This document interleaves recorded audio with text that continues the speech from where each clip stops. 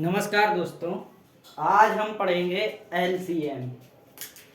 LCM LCM का full form क्या होता है? एलसीएम का फुल फॉर्म होता है lowest common multiple. Lowest common multiple, या हम इसको कहते हैं लघुत्तम समापवर्त्य। लघुत्तम समापवर्त। एलसीएम का फुल फॉर्म होता है लघुत्तम समापवर्त। अब इसको हम पहचानेंगे कैसे, इसका अर्थ कैसे स्पष्ट होगा? तो देखिए, समापवर्त का आशय क्या होता है, पहले हम पढ़ेंगे अपवर्त। अपवर्त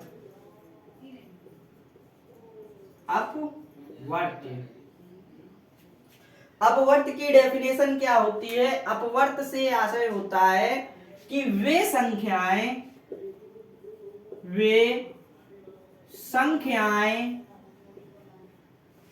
जो किसी संख्या से पूरी पूरी विभाजित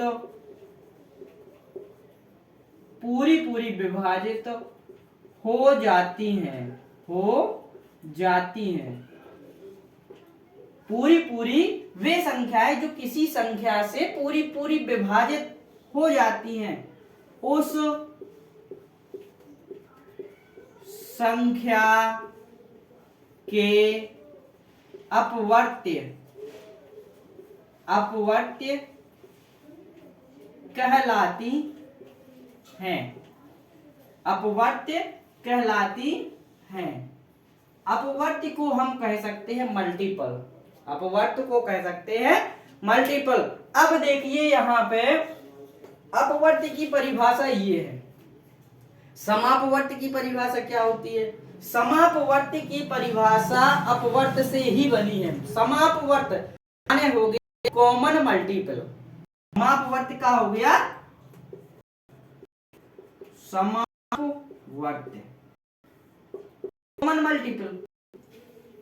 अब कॉमन मल्टीपल में क्या होगा, क्या अर्थ निकलता है? समापवर्त्य कॉमन मल्टीपल। कॉमन माने हो गया उभयनिष्ठ और मल्टीपल माने हो गया उभयनिष्ठ गुणज। अब उभयनिष्ठ गुणज कैसे? तो डेफिनेशन, समापवर्त्य की डेफिनेशन निकलती है कि ऐसी संख्या जो दी गई संख्या में एक या दो या जितनी भी संख्याएं दी गई हैं, दी गई संख्याओं में प्रत्येक संख्या से पूरी विभाजित हो जाए। दी गई संख्याओं में प्रत्येक संख्या से पूरी विभाजित हो जाए। वे संख्याएं उस संख्या की जिस संख्या से विभाजित होती है, जैसे हम कहें जिस संख्या से विभाजित होती है उस संख्या की अपवर्त्य कहलाती है या उभयनिष्ठ अपवर्त्य कहलाती हैं। समापवर्त्य की परिभाषा समझने के लिए लिख देते हैं कि वे संख्याएं जो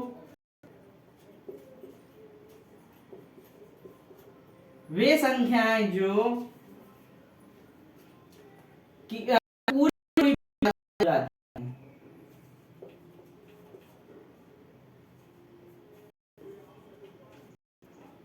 विभाजित हो जाती है किसी संख्या से। इधर पर लिखना पड़ेगा वे संख्याएं जो किसी संख्या से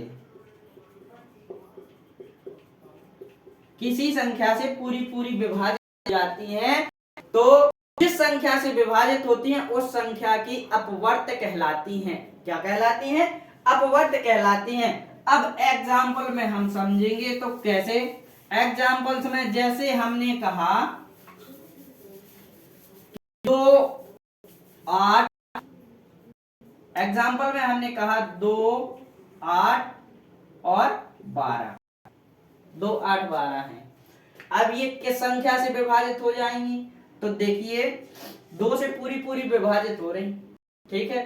तो ये मान के चलिए हम सीधा कह सकते हैं अपवर्त के लिए कि किसी संख्या का पावर, जैसे 2 विभाजित हो रही तो देखिए किससे विभाजित हो गई, सब संख्या किससे विभाजित हो गई, 2 विभाजित हो गई, 2 एकम 2, 2 चौके 8, 2 छक 12, 2 के अपवर्त हैं, 2 के अपवर्त हैं। सिंगल में हम ले लें, हम कहें 8, 2 का अपवर्त है, हम कहें 6 तो 6 का 2 का अपवर्त है, हम कहें 9 तो 9 किसका 3 का अपवर्त है। तो इस प्रकार से अपवर्त हो गए हमारे गुणज, जिसको हम कहेंगे गुणज। अब है हमारा एलसीएम। तो देखिए एलसीएम अगर हम किताबी भाषा में समझे तो हमने समझ लिया कि लोवेस्ट कॉमन मल्टीपल, लघुत्तम समापवर्त। लघुत्तम का माने हो गया छोटे से छोटा, समापवर्त का माने हो गया उभयनिष्ठ। एक ऐसी उभयनिष्ठ संख्या जो दी गई संख्याओं से पूरी विभाजित हो जाती है, जो दी गई संख्याओं से पूरी विभाजित हो जाती है। अर्थात अगर दूसरी भाषा में हम कहें कि देखिए जब कोई संख्या है और हमारे पास 4 संख्याएं दी गई हैं, उस संख्या से वो संख्या विभाजित होगी। कहें जैसे 2, 8, 12 है, ठीक है। अब 2, 8, 12 है अब इस संख्या से कोई संख्या विभाजित हो रही, जैसे हम निकालेंगे कि 2 एकम 2, 2 चौके 8, 2 छक 12, 2 1 2 3 2 3 3 दूनी 6 दूनी 12 दूनी 24। हम कहते हैं इसका एलसीएम 24 आया, एलसीएम 24 आया। तो 24 है, ये भी कैसा लघुत्तम समापवर्त है कि उभयनिष्ठ संख्या जो दी गई संख्याओं जैसे 2, 8, 12 दी इन संख्याओं से हो जाए, छोटी से छोटी। भाई 24 से छोटी ले लेंगे, 23 ले लेते हैं तो इनसे नहीं कटेगी, 22 ले लेंगे तो भी इनसे नहीं कटेगी, या कहते 26 ले लेंगे तो 26 कट जाए, 28 हो सकता है कट जाए, फिर क्या आएगा उसमें, ये हो जाएगा कि 24 से तो बड़ी हो गई ना, हमें चाहिए से छोटी संख्या। तो सबसे पहली बात ये हो गई कि लघुत्तम समापवर्त जो होता है कि दी गई संख्याओं का समझ लीजिए गुणनफल होता है, ठीक है। यह भी कह सकते हैं, या हम कहें कि यही प्रकार है कि गुणनफल ही हो सकता है, क्योंकि इसमें भाग दे रहे हैं तो इनसे दे के मिलेगा हमारा एलसीएम, ठीक है। तो ये क्या है, गुणनफल है भैया निकाला। अब इसमें जो हम बताएंगे कॉमन पॉइंट है, या फिर लैंग्वेज में समझना है। जैसे हम कहें एक सोसाइटी है, सोसाइटी में मान के हम देते हैं लड़के बैठे हुए हैं, एक क्लास में लड़के बैठे हुए हैं।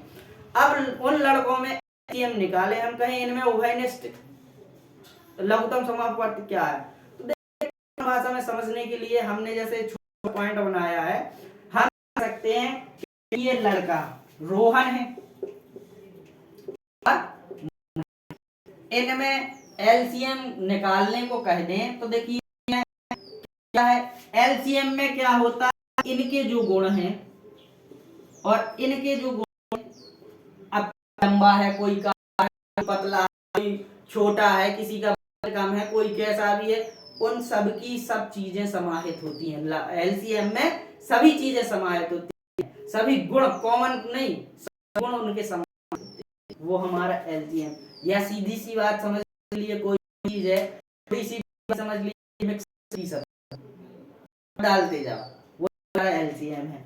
अब एलसीएम हमारा दो टाइप निकलता है, एक भाग विधि से और एक गुणनखंड विधि से। भाग विधि एलसीएम निकालने के लिए नहीं करते हैं, हम सीधा भाग देते चले जाते हैं, सबसे छोटी संख्या फिर बड़ी संख्या, फिर उससे बड़ी या फिर उससे बड़ी संख्या, तो हम इस प्रकार से भाग देते जाते हैं, हमारा एलसीएम आ जाता है। दूसरा होता है गुणनखंड विधि, हम यहाँ पर दोनों विधियां बताएंगे। नंबर 1 भाग विधि, भाग विधि, और इधर गुणनखंड विधि, ठीक। जैसे हम कहें 12 और 16 का एलसीएम निकालना है, तो भाग विधि देखिए, एक का तो दिया नहीं, सबसे छोटी हमारी 2, का भाग दिया, 2 ही छक 12, 2 8 16। अब 2 का भाग जा सकता है, फिर से हमने 2 का भाग दिया, 2 तिया 6, 2 चौके 8। फिर हमारा भाग अब क्या जाएगा, अभी 2 का जाएगा, 3 2, फिर 2 का जाएगा 3 1। तब तक नीचे 1 ना आए तब तक हम भागते जाएंगे। अब ये 2 के बाद हमें मतलब नहीं है, हमें 2 का भाग कहीं नहीं जा रहा है, तो अब 2 से बड़ी संख्या कौन सी होती है, 3 होती है। तो 2 से बड़ी संख्या 3 होती है, 3 का भाग दिया, 3 का भाग दिया, ठीक है। अब इस आ जाएगा, वो हमारा एलसीएम हो जाएगा। तो करते हैं, देखिए 3 2 गुणा 2 गुणा 2 गुणा 2 कितना है, 1 2 3 4, 1 2 3 4। अब देखिए 3 6 दूनी 12 दूनी 24 दूनी 48। हमारा एलसीएम कितना आया, 48 आया एलसीएम। यहाँ पे देखिए गुणनखंड विधि से ये हो गई हमारी दिया। अब गुणनखंड विधि से होता है 12 लिया और 16 लिया। 12 के कौन से गुणनखंड आते हैं 12 के, देखिए एक जो होता है 2 2 2 के बाद फिर से 2 3 2 दूनी आती है 12। अब यहाँ पे 2, फिर दूनी 4, फिर दूनी 8, फिर दूनी 16, 2 दूनी 4 दूनी 8 दूनी 16। अब देखिए हमें गुणनखंड विधि से जब हम एलसीएम निकालते हैं, गुणनखंड विधि से जब हम एलसीएम निकालते हैं तो हमें एक चीज याद रखनी है, एक चीज याद रखनी है। पहले तो पेयर वाले रखेंगे, पहले हम पेयर वाले रखेंगे। तो इस प्रकार यदि आप सेम के सामने सेम डिजिट लिखेंगे तो आपको एलसीएम या एचसीएफ निकालना प्रॉफिट होता है, कोई मेहनत नहीं करनी पड़ती है। तो देखिए पेयर बनाएंगे, जैसे 2 2 ये पेयर बना, तो हम इस पेयर का एक ही अंक रखेंगे, इस पेयर का एक ही अंक रखेंगे, क्योंकि कोई संख्या 2 बार आ लेकिन हम उसको रखेंगे एक ही बार, 2 हमने, ठीक है। फिर हमारा पेयर बन रहा है, हमने 2 रखा। अब हमारा कोई पेयर नहीं बना है, अब ऊपर नीचे पेयर हम ऊपर नीचे, अब हमारा कोई पेयर नहीं बचा बन रहा है।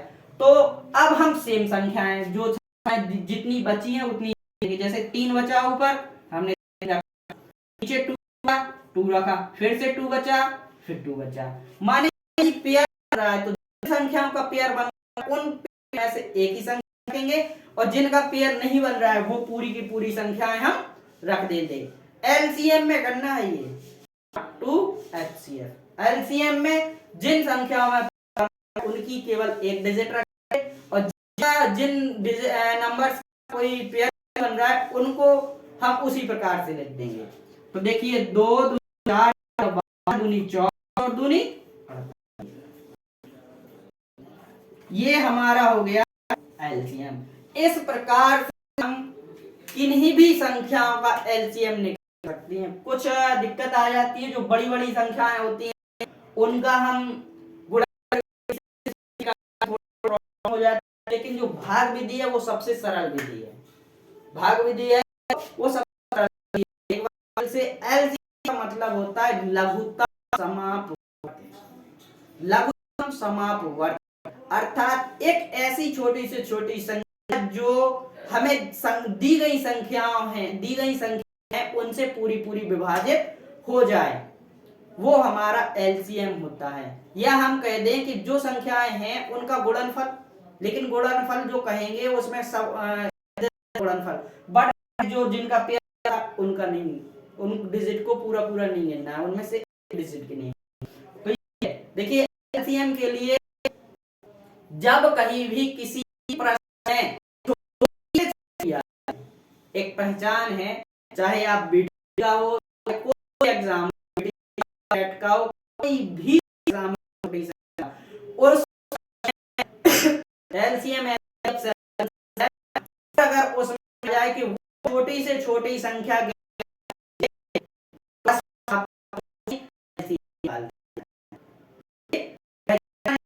छोटी से छोटी संख्या की